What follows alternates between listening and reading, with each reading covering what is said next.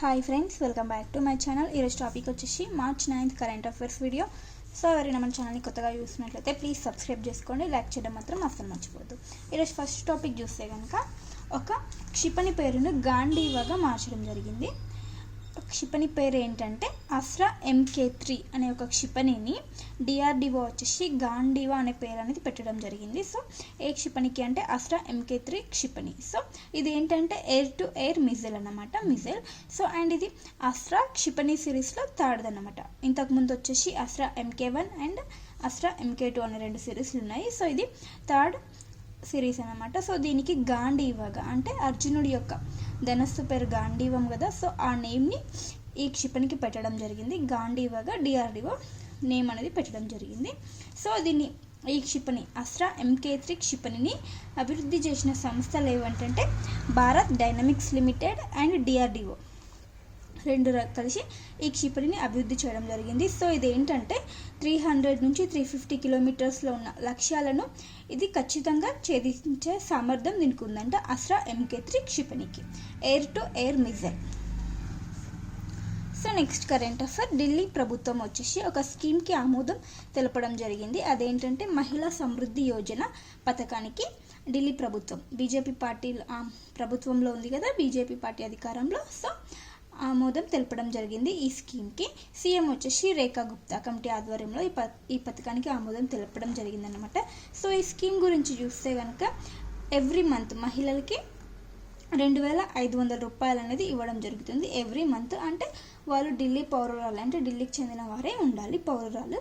So 2500 every month అనేది ఇవ్వడం జరుగుతుంది. సో ఈ పథకం కోసం 5100 కోట్లు అనేది బడ్జెట్ని కేటాయించడం జరిగింది మహిళా సమృద్ధి యోజన పథకం ఢిల్లీకి సంబంధించి. Next current affair, Bharat Ireland ఈ రెండు దేశాలు కలిసి జాయింట్ ఎకనామిక్ కమిషన్ని ఏర్పాటు చేయడం జరిగింది. దేని కొరకు అంటే ఈ రెండు దేశాల మధ్య ద్వైపాక్షిక వాణిజ్యాన్ని పెంచడం కోసం, పెట్టుబడులు అండ్ సాంకేతిక సంబంధాలను మరింత పెంచడం కోసం ఈ యొక్క కమిషన్ని ఏర్పాటు చేయడం జరిగింది. Bharat Ireland joint economic commission అనమాట, JEC జాయింట్ ఎకనామిక్ కమిషన్ ఏర్పాటు చేయడం జరిగింది. సో రీసెంట్గా ఏంటంటే మన విదేశాంగ మంత్రి అయినటువంటి జయశంకర్ గారు ఐర్లాండ్ రాజధాని డబ్లిన్లో సమావేశమయ్యారు. ఆ దేశం యొక్క విదేశాంగ మంత్రితో సమావేశమయ్యి ఈ కమిషన్ ఏర్పాటుకి సంబంధించిన డిస్కస్ చేయడం జరిగిందన్నమాట. సో ఈ కమిషన్ అనేది ఏర్పాటు చేయడం జరిగింది. సో ప్రజెంట్ ఈ రెండు దేశాల మధ్య అంటే భారత్ అండ్ ఐర్లాండ్ ఈ రెండు దేశాల మధ్య ప్రజెంట్ ఈ రెండు దేశాల మధ్య వాణిజ్యం ఎంత ఉందంటే 16 బిలియన్ యూరోల వాణిజ్యం ఈ రెండు దేశాల మధ్య ఉందంట. సో దాన్ని మరింత పెంచడం కొరకు, ఈ వాణిజ్యానికి సంబంధించిన రిలేషన్స్ని ఇంకా పెంచడం కొరకు ఒక ఎకనామిక్ కమిషన్ అనేది ఏర్పాటు చేయడం జరిగింది రెండు దేశాలు కలిసి. సో గుర్తుంచుకోండి. నెక్స్ట్ కరెంట్ అఫైర్, కేంద్ర సాహిత్య అకాడమీ అవార్డు 2024. కేంద్ర సాహిత్య అకాడమీ అవార్డు 2024 తెలుగులో ఎవరికి వచ్చిందంటే తెలుగు ప్రాంతానికి సంబంధించి పెనుగొండ లక్ష్మీనారాయణకు ఈ కేంద్ర సాహిత్య అకాడమీ అవార్డు రావడం జరిగింది. సో మరి ఏ రచనకు గాను ఇంపార్టెంట్ నేమ్ గుర్తుంచుకోవాలి. అండ్ అతని యొక్క రచన, ఏ రచనకు గాను ఈ పురస్కారం లభించింది అంటే దీపిక అనే కొన్ని వ్యాసాల సంకలనం ఈ దీపిక అనే రచన అన్నమాట. సో ఆ రచనకు గాను కేంద్ర సాహిత్య అకాడమీ పురస్కారం 2024కి రావడం జరిగింది. సో కేంద్ర సాహిత్య అకాడమీ అధ్యక్షుడైతే ఎవరైతే ఉన్నారో మాధవ్ కౌశిక్, ఇతని చేతుల మీదుగా ఈ పురస్కారాన్ని అందుకోబోతారు. కేంద్ర సాహిత్య అకాడమీ అవార్డు గ్రహీత ఎవరు 2024 పెనుగొండ లక్ష్మీనారాయణ, రచన వచ్చేసి దీపిక. సో గుర్తుంచుకోండి.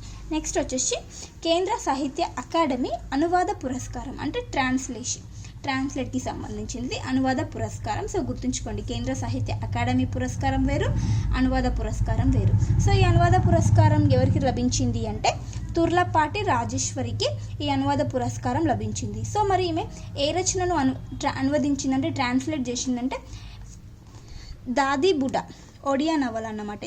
దీన్ని రచించింది ఎవరంటే గోపీనాథ్ మహంతి రచించినటువంటి దాది బుడా అనే ఒడియా నవలను ఈమె తెలుగులో ఈత చెట్టు దేవుడు అనే పేరుతో ట్రాన్స్లేట్ చేసిందనమాట, అనువాదం చేసింది. సో ఈ అనువాదానికి మీకు కేంద్ర సాహిత్య అకాడమీ అనువాద పురస్కారం లభించింది. సో గుర్తుంచుకోండి, తుర్లపాటి రాజేశ్వరి ఆమె యొక్క రచన ఏంటంటే ఈత చెట్టు దేవుడు. దేన్ని అనువదించిందంటే ఒరిజినల్ ఏదంటే దాది బుడా ఒడియా నవలని తెలుగులో ఈత చెట్టు దేవుడుగా ట్రాన్స్లేట్ చేయడం జరిగింది. సో దానికి మీకు కేంద్ర సాహిత్య అకాడమీ అనువాద పురస్కారం లభించింది. సో గుర్తుంచుకోండి, కేంద్ర సాహిత్య అకాడమీ అవార్డు అండ్ అనువాద పురస్కారం.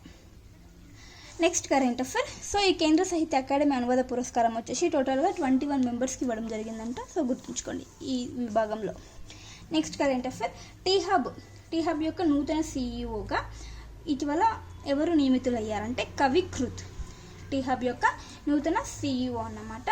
సో ఇతని యొక్క బయోడేటా చూస్తే కనుక ఇతను హార్వర్డ్ బిజినెస్ స్కూల్ నుంచి MBA చదివాడంట. నెక్స్ట్ బిట్స్ పిలాన్ నుంచి ఫైనాన్స్లో MNC చేయడం జరిగిందంట. సో ఇతని యొక్క బ్యాక్గ్రౌండ్ ఉన్నమాట. సో ఇతనికి ఒక స్టార్టప్కి వ్యవస్థాపకుడిగా ఉన్నాడు. ఆ స్టార్టప్ వచ్చేసి హెల్త్ కేర్కి సంబంధించి ఒక స్టార్టప్కి ఇతను వ్యవస్థాపకుడిగా ఉన్నాడు. సో మెయిన్ లీడర్గా ఉన్నాడు అనమాట. సో ఇతన్ని ఇప్పుడు టీ హబ్ నూతన సీఈఓగా నియమించడం జరిగింది. సో నేమ్ గుర్తుంచుకొని సరిపోతుంది, కవి కృత్, టీ హబ్ నూతన సీఈఓ. నెక్స్ట్ వచ్చేసి దేశంలోనే తొలిసారి గోల్డ్ లోన్ ATM ఎక్కడ అంటే తెలంగాణలోని వరంగల్ డిస్టిక్లో ప్రారంభించారు. గోల్డ్ లోన్ ATM దేశంలోనే తొలిసారి అండ్ ఆర్టిఫిషియల్ ఇంటెలిజెన్స్ సాయంతో ఈ గోల్డ్ లోన్ ATMని ప్రారంభించడం జరిగింది వరంగల్ డిస్టిక్లో. సో గుర్తుంచుకోండి, ఏ బ్యాంక్ ఆధ్వర్యంలో అంటే సెంట్రల్ బ్యాంక్ ఆఫ్ ఇండియా ఆధ్వర్యంలో ఈ గోల్డ్ లోన్ ATM అనేది ప్రారంభించడం జరిగింది వరంగల్ డిస్టిక్లో. సో ఎవరు ప్రారంభించారంటే central bank of India managing director and CEO అయినటువంటి MV రావు గారు దీన్ని ప్రారంభించడం జరిగింది. సో ఈ గోల్డ్ లోన్ ATM అంటే ఇప్పుడు గోల్డ్ అనేది మనం పెట్టి డబ్బులు తీసుకోవచ్చు. అంటే ఎంత ధర ఉందో అంత రేట్కి మనకి డబ్బు అనేది రావడం జరుగుతుంది గోల్డ్ లోన్ ATM ద్వారా. సో 10 to 12 minutes ప్రాసెస్ అంటే ఇది. అయితే ఇక్కడ ఏంటంటే అమౌంట్ వచ్చేసి 10% వచ్చేసి త్రూ ద ATM ద్వారా వస్తుంది. మిగతా రిమైనింగ్ అమౌంట్ ఏదైతే ఉంటుందో అది అకౌంట్లోకి వెళ్తుందంట, అకౌంట్కి ట్రాన్స్ఫర్ చేయడం జరుగుతుందంట. సో గుర్తుంచుకోండి, ఆర్టిఫిషియల్ ఇంటెలిజెన్స్ సాయంతో గోల్డ్ లోన్ ATM వర్క్ అవుతుంది. సో గుర్తుంచుకోండి, ఎక్కడ అంటే వరంగల్ డిస్ట్రిక్ట్, దేశంలోనే తొలిసారి. Next current affair. అంతరిక్ష వ్యర్థాలపై వాణిజ్య ఉపగ్రహ నిఘా సేవలు ప్రారంభం. సో అంతరిక్షంలో వ్యర్థాలు ఉంటాయి కదా. సో ఏ రకమైన వ్యర్థాలు అంటే రాకెట్స్ ఇట్లాంటి ప్రయోగాలు జరిగినప్పుడు సో ఏవైతే శాటిలైట్స్ ఉంటాయో వాటి యొక్క వర్క్ అనేది అయిపోయిన తర్వాత కొంతకాలం వరకు పనిచేయడం జరుగుతుంది. సో ఆ వర్క్ అనేది అయిపోయిన తర్వాత అవి వ్యర్థాలుగా మిగిలిపోవడం జరుగుతుంది. అట్లాగా అంతరిక్షంలో పేరుకపోతున్నాయి అన్నమాట ఇలాంటి వ్యర్థాలు. సో అలాంటి వ్యర్థాలపై ఒక ఉపగ్రహం అనేది నిఘా పెడుతుంది. సో ఆ ఉపగ్రహం యొక్క సేవలు అనేది స్టార్ట్ అవ్వడం జరిగింది. సో ఆ ఉపగ్రహం పేరు వచ్చేసి స్కాట్ అనే ఉపగ్రహం. దీని యొక్క సేవలు ఎప్పటి నుంచి స్టార్ట్ అయిందంటే March 8 నుంచి ఇది పనిచేయడం స్టార్ట్ చేసింది అనమాట. March 8 నుంచి దీని యొక్క సేవలు అనేది స్టార్ట్ అవ్వడం జరిగింది. సో స్కాట్ ఉపగ్రహం ఏ సంస్థకు చెందిందంటే దిగంతర్ అనే సంస్థకు చెందింది. బెంగళూరు కేంద్రంగా ఈ సంస్థ అనేది పనిచేయడం జరుగుతుంది.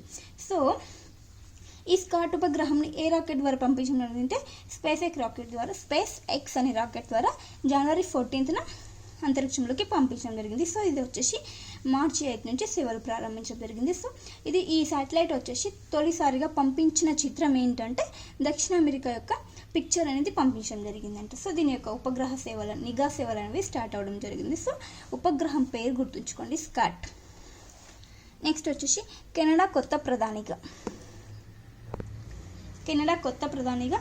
ఎవరు అధికారం చేపట్టబోతున్నారంటే మార్క్ కార్నీ. సో ఇతను వచ్చేసి లిబరల్ పార్టీ అన్నమాట. కెనడా కొత్త ప్రధానిగా నియమితులవ్వబోతున్నారు. నెక్స్ట్ వచ్చేసి ఇక్కడ ఏంటంటే ఇంతకుముందు ఉన్నటువంటి మాజీ ప్రధాని ఎవరంటే జస్టిస్ ట్రూడో తర్వాత ఇప్పుడు మార్క్ కార్నీ కెనడాకి నూతన ప్రధానిగా రాబోతున్నారు అనమాట. సో గుర్తుంచుకోండి, కెనడా రాజధాని వచ్చేసి ఒటావా. Next current affair. Cluster bomb convention. So ఈ క్లస్టర్ బాంబ్ కన్వెన్షన్ దాని నుంచి ఒక దేశం అనేది ఎగ్జిట్ అవుతుందంట. ఆ దేశం పేరు వచ్చేసి లిథువేనియా అనే దేశం ఎగ్జిట్ అవ్వడం జరుగుతుందంట. సో ఈ క్లస్టర్ బాంబ్ కన్వెన్షన్ గురించి చూసారంటే ఇది 2018లో దీన్ని ఏర్పడడం జరిగింది. 2010 August 1 నుంచి దీన్ని అమలు అంటే వర్క్ చేయడం స్టార్ట్ చేసిందంట. ఇది 2010 August 1 నుంచి. సో ఇందులో వచ్చేసి 112 స్టేట్ పార్టీస్ అనేవి ఉండడం జరిగింది ఈ క్లస్టర్ బాంబ్ కన్వెన్షన్లో. సో లిథువేనియా అనే దేశం ఎగ్జిట్ అవ్వడం జరిగింది ఈ కన్వెన్షన్ నుండి. సో గుర్తుంచుకోండి. Next current affairs. Sea dragon అనే ఒక విన్యాసం 2025కి సంబంధించింది, 7th ఎడిషన్. సో ఎప్పటి నుంచి అంటే March 4 నుంచి 19 వరకు ఈ విన్యాసం అనేది జరగబోతుంది. ఆతిథ్యం ఇస్తుంది ఏ దేశం అంటే America. Hosting country America.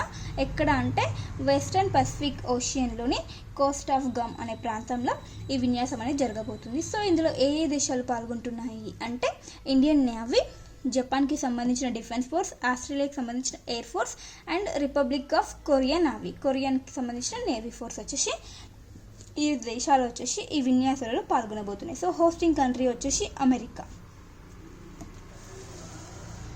Next current affair. కేంద్రం వచ్చేసి ఒక నిషేధాన్ని ఎత్తివేయడం జరిగింది. దేని మీద అంటే నూకల బియ్యం ఎగుమతిపై నిషేధాన్ని ఎత్తివేయడం జరిగింది. అంటే ఇప్పుడు ఎగుమతి అనేది చేయవచ్చు అనమాట. ఎందుకంటే మన దగ్గర కావాల్సినంత ఉన్నప్పుడు ఎగుమతిపై నిషేధం అనేది ఎత్తివేయడం జరుగుతుందంట. సో ఇప్పుడు ఇన్ని రోజుల వరకు నిషేధం అనేది ఉంది బియ్యం ఎగుమతిపై. సో ఆ నిషేధాన్ని ఎత్తివేయడం జరిగింది. సో అయితే ఎప్పుడు నిషేధాన్ని ఎత్తివేయడం జరిగిందంటే 2022 సెప్టెంబర్లో ఈ బియ్యం ఏదైతే ఉందో బ్రోకెన్ వైట్ రైస్ దానిపైన నిషేధం అని విధించారు. సో రీసెంట్గా దీనిపైన ఎగుమతిపై నిషేధాన్ని ఎత్తివేయడం జరిగింది. సో ఇప్పుడు ఈజీగా ఎగుమతి అనేది చేయవచ్చు ఈ బియ్యంని. సో దీని మినిస్ట్రీ ఆధ్వర్యంలో అంటే మినిస్ట్రీ ఆఫ్ కామర్స్. సో గుర్తుంచుకోండి. Next current affair. ప్రపంచ అండర్-20 చెస్ ఛాంపియన్ ఎవరు అంటే తమిళనాడుకి చెందినటువంటి ప్రణవ్ వెంకటేష్. ప్రపంచ అండర్-20 చెస్ ఛాంపియన్ ప్రణవ్ వెంకటేష్ నిలిచారు. తమిళనాడు రాష్ట్రానికి చెందిన వ్యక్తి.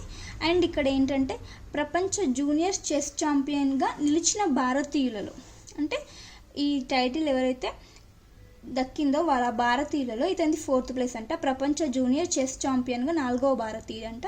సో ఫస్ట్ ఎవరున్నారంటే 3 మెంబర్స్ ఎవరంటే విశ్వనాథన్ ఆనంద్ 1987, పెంటల హరికృష్ణ 2004, అభిజిత్ గుప్తా 2008.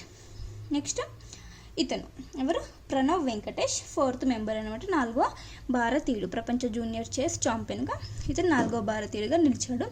సో ఇప్పుడు ప్రపంచ అండర్-20 చెస్ ఛాంపియన్ ఎవరంటే ప్రణవ్ వెంకటేష్.